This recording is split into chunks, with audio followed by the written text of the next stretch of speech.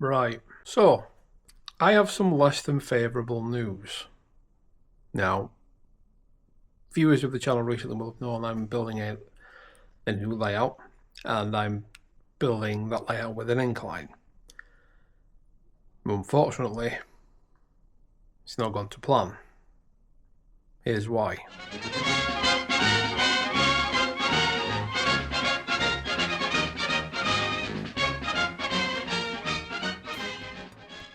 So, I thought I'd designed the incline to work in such a way that it would pull a train up and then be able to connect to an upper level, an upper deck, if you will. And despite the initial tests going well, ultimately, I just do not have enough available space to get the locomotive onto the top deck without it causing severe issues. I've been trying now for a week and a half, trying and get it to work in any way that I can, and I am just not skilled enough of an engineer to make an incline work in the amount of space that I do, the way that I want it to, with the tools that I have available to me.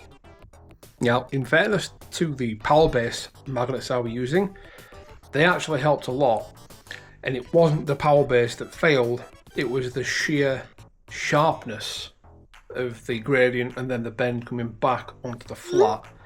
Because I've got such a small amount of space to do that in, and I have to get it up a certain height, it just wasn't possible to do it. The locomotives would do literally wheelie.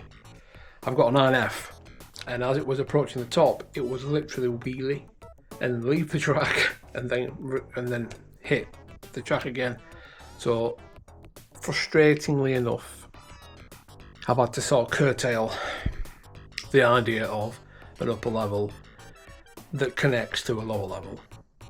Now, I will still have an upper level, and it will still be a shed depot layout, but it'll now be a double track main line with the depot on one side and maybe a small station or storage sidings on the other side, but it will just be for static display, and it will not connect to the layout below.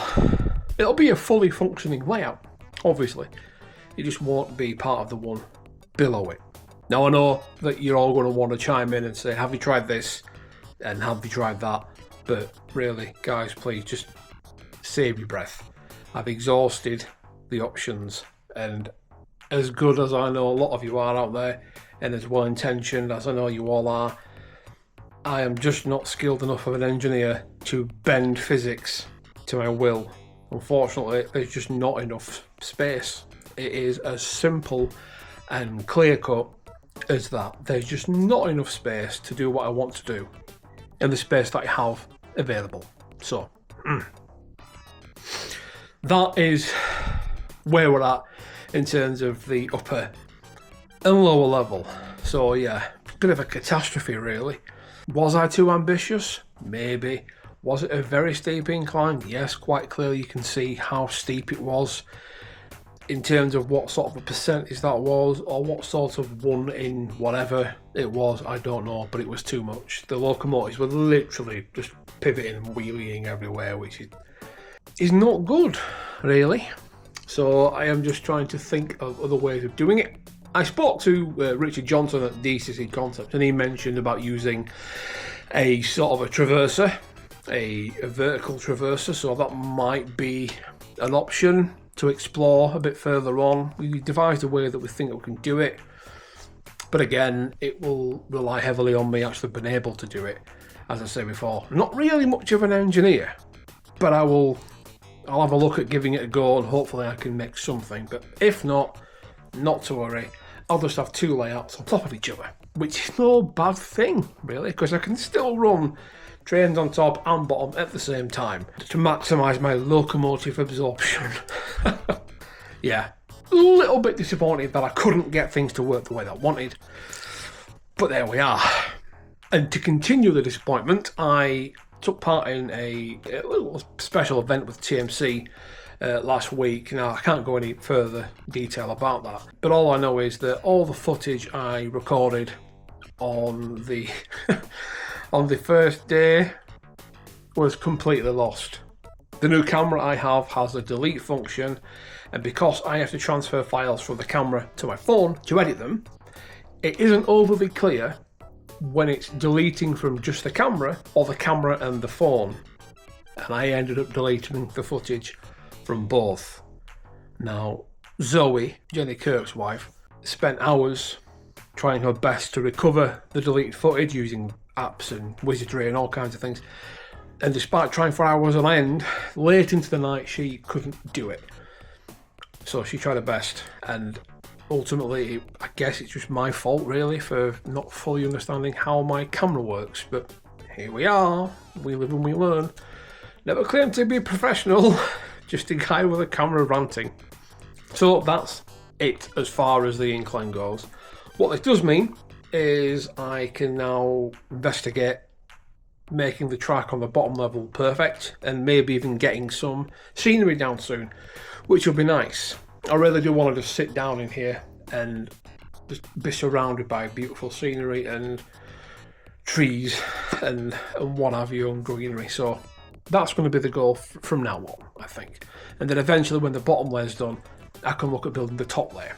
It'd be very difficult to build both at the same time just because of trying to get down and underneath it, and there's not a lot of working space. So the bottom layer must be built first. That is the end of, fully of, must be done first. So once that's done, second layer will come into play.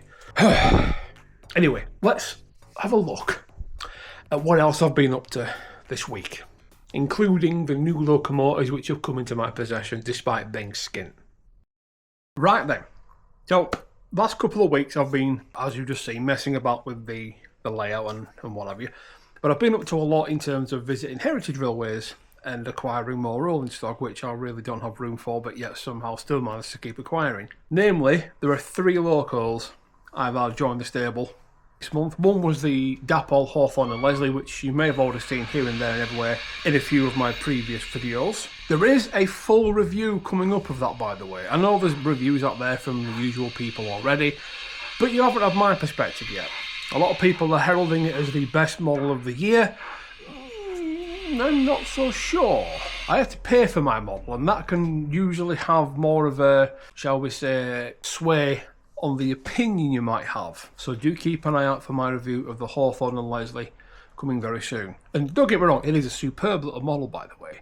It's not going to be a bad review at all. Second would be the 9F. Now, long-term viewers will go, Craig, haven't you had several 9S before, and haven't you always sold them on? And you would be right, yes, I have. However, the first 9F I had was Evening Star, which was a long while ago, and the reason I sold that is because I was moving the railway into a smaller room and changing from like preservation era 50s 60s to strictly modern image. I then quickly found out that modern image requires a lot of money and a lot of space to do it fairly realistically. I know we always do a little bit of rule 1 and we make allowances. You always have to make allowances with model railways anyway, but it was just a bit too much bending of the rules for my own head canon to accept it. So I moved back to the period of railways which I enjoy the most, which would be British Railways just before steam ended, because that to me gives you the best mix of rolling stock which you can use, locomotives which you can use, and things you can get things that you can get away with operations wise. For example, you can have a train from as little as a locomotive with a brake van all the way up to 20 oil tankers to a ballast train being pulled by steam and a class 24. So there's a lot you can do with it, and you can always just plonk a few modern vehicles around and go, hey presto, it's a preserved railway doing a heritage day. So there is that mix up, and both are valid ways of doing it, so I like to cheat just a little bit. Not that I have anything which is classed as modern image anymore, but there we are. So anyway, back on track, the new 9F. So the second 9F I got was one I got from Great Eastern Models a few months ago, and I got it when I had the little end-to-end shunting layout, which was the one when I filmed Oh Mr. Iron Horse. You can check that out in the videos on the channel if you want to see that.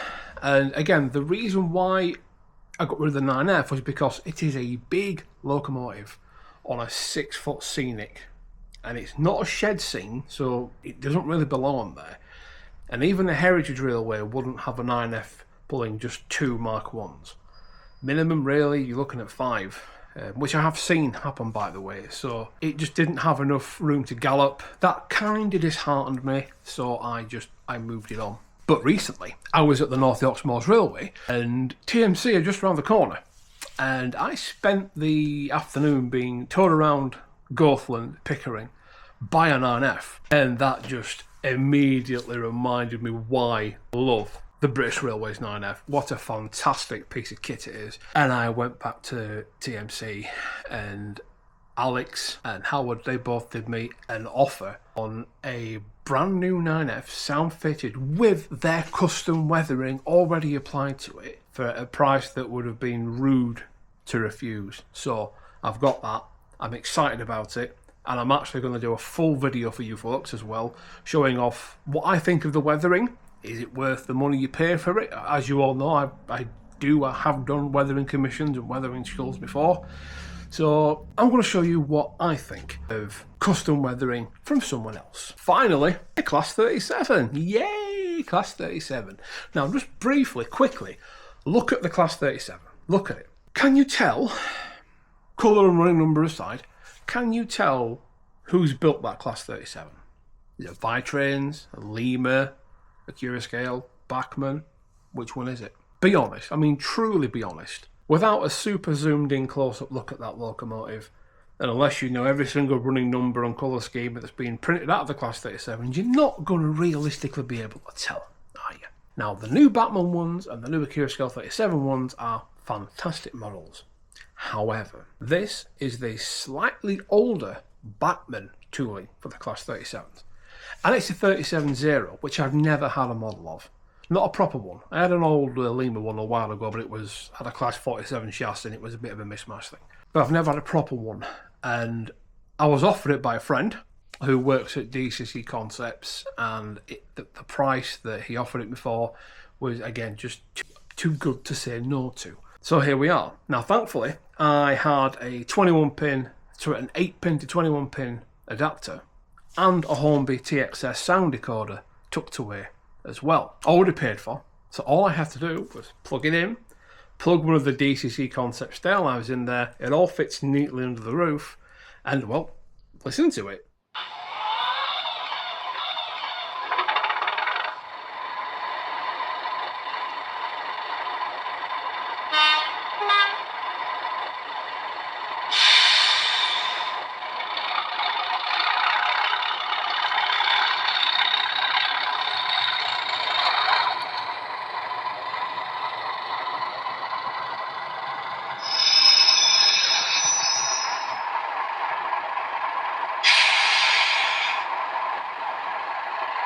Now that, let's be honest, for 60 quid is what the TXS chip costs. Isn't bad at all, is it? Now, it's going to get weathered as well. Now, if you folks would like to see just how I go about weathering that locomotive, let me know in the comments if it's a video you would like to see.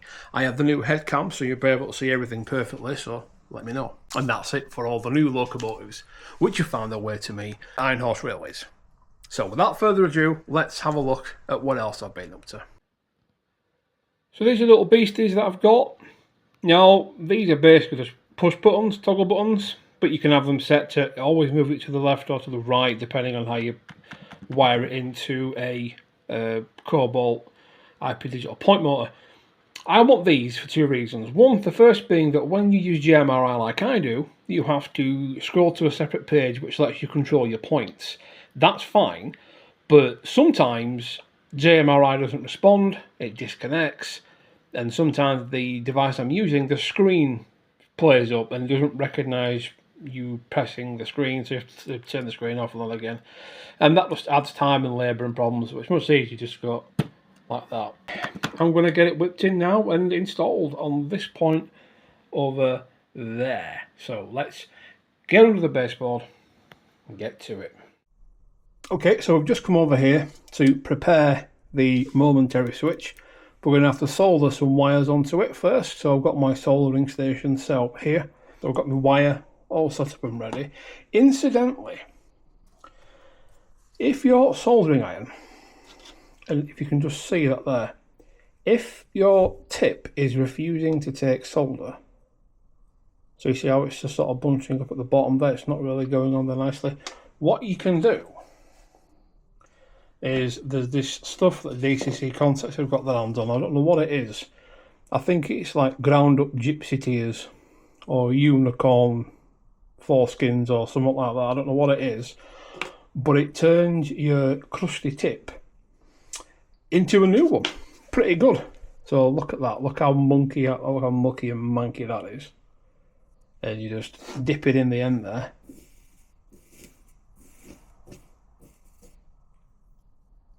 And it comes out brand new and shiny. Then you just stick it into your little soldering cleaner thing. And look at that there. Now I've got a nice new shiny tip, which will quite readily take solder perfectly. Superb. So we're going to solder this to this so you can thread it through. So I mean, technically speaking, even if you didn't want to solder it on, you could still fasten it on there. That's it, onto the piece.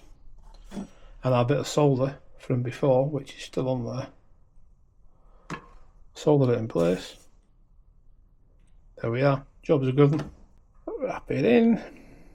There we are. That is now ready for the baseboard. Incidentally, guys, for those of you that aren't expert solderers, what you want to do at this stage with your iron on is just give it, again, just a little tap in that iron cleaning solution, a little bit in there, and your iron is now clean and ready for next time you come to use it. I've had this same tip on there for absolutely months, and it's not let me down, so yeah, well worth it. Anyway, let's get this installed, shall we? Okie dokie. Right, we're under here now. Now, if you've had an IP digital point motor before, you've probably noticed this little tab which says switch only. So you don't want to remove that until you're ready to use the switch only. Quite easy to do. Peel it off. And it's much easier, by the way, I find, to install your switch into the point motor before you...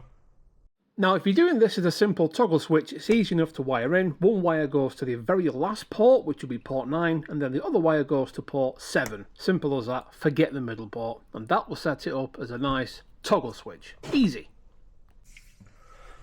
Oh, and by the way, if like me you're a complete idiot and you wired it up wrong, and this is what we do on the Iron Horse Railways channel, we admit to our mistakes and our faux pas. You'll notice on the point switchy jobby thingy here, there's the middle one. The middle one isn't a common thing. That means what you want it to do. So either normally open or normally closed. If you wire it like I showed you earlier, what will happen is the point motor will just keep switching continuously without the button being pressed, which is not right.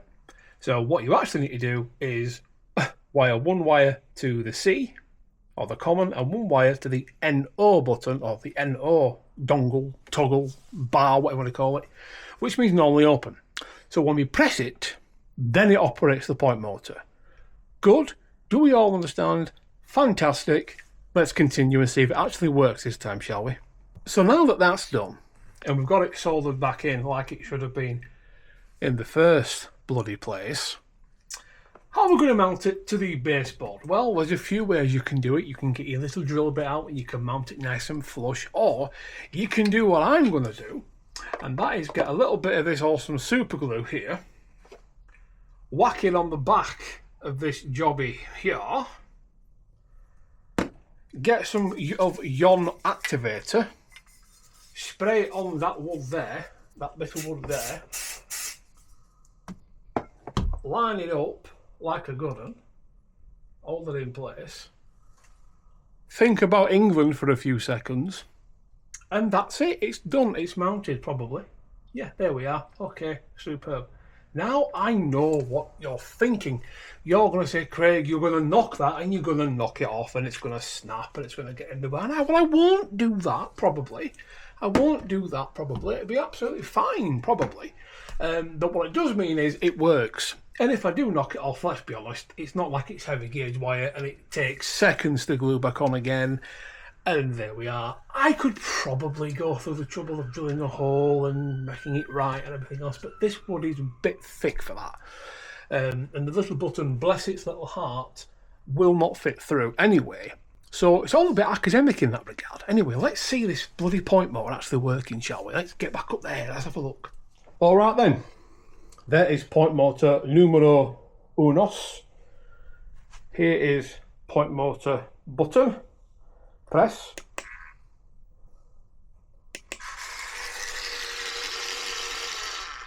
Look at that. Easy peasy, Japanesey. Look at that.